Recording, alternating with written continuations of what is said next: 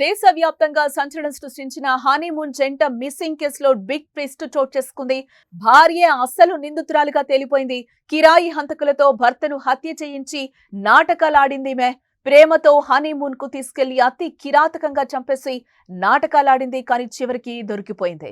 Honeymoon కేసులో భార్యే అసలు నిందితురాలు అని అంతా ఆశ్చర్యపోతున్న పరిస్థితి కనిపిస్తుంది. దేశమే దిగ్భ్రాంతికి గురవుతుంది.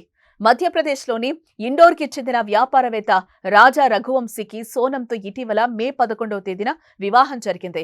పెళ్లైన తర్వాత మే 20న హనీమూన్ కోసం షిల్లాంగ్కు వెళ్లారు.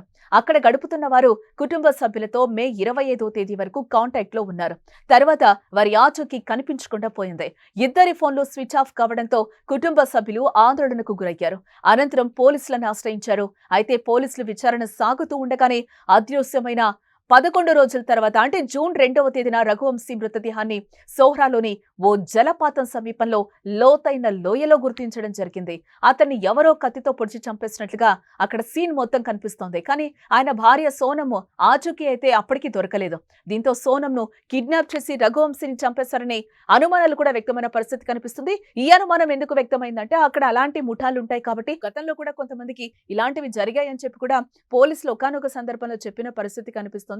ఆ నేపథ్యంలోనే సోనమ్ అండ్ రఘువంశీ కూడా అలాంటి మిస్సింగ్ కేసులోనే వాళ్ళు వెళ్ళిపోయారా, మిస్సింగ్ అయ్యారా అనేది కూడా అందరికీ ఒక రకంగా అంతుపట్టని విషయం. తర్వాత ఫ్యామిలీ పర్సన్స్ వచ్చి కూడా వాళ్ళకి పోలీసులకి రిపోర్ట్ చేసిన తర్వాత అందరం వెతకడం స్టార్ట్ చేశారు. ఆ వెతికిన నేపథ్యంలోనే రఘువంశీ మృతదేహం ఒక లోతైన లోయలో పడి ఉండడం అయితే అక్కడ గమనించడం జరిగింది. ఇదంతా కూడా భార్య చేసింది, అక్కడ సుపారీ ఇచ్చి భర్తను చంపించింది అని అనుమానాలైతే పోలీసులు వ్యక్తం చేస్తున్న పరిస్థితి కనిపిస్తుంది. ఇప్పుడు పోలీసుల అదుపులోనే సోనమ్ ఉన్నట్లుగా కూడా తెలుస్తోంది. ఈ కేసులో మరిన్ని విచారణ జరిగి మరిన్ని బయటకు వచ్చే అవకాశాలైతే మరిన్ని అంశాలు బయటకు రావాల్సిన అవసరం అయితే ఉందని కూడా పోలీసులు చెప్తున్న పరిస్థితి కనిపిస్తుంది. సోనమ్ ఎక్కడా అని అంతా కూడా ఆ టైంలో ఆందోళన చెందారు. ఆందోళన చెందుతున్న వేళ భార్య భర్తను చంపేసిందని తేలడంతో ఆమెతో పాటు మరో ముగ్గురిని పోలీసులు అయితే అదుపులోకి తీసుకోవడంతో షాకింగ్ కి గురి చేసింది. మొత్తం కూడా ఈ కేసులో 4 నిందితులను అయితే అదుపులోకి తీసుకున్నట్లుగా పోలీసులు చెప్తున్న పరిస్థితి కనిపిస్తుంది. ఇంకా సోనమ్ విచారణలో ఎలాంటి విషయాలు వెలుగులోకి వస్తాయో కూడా చూడాల్సిన అంశం.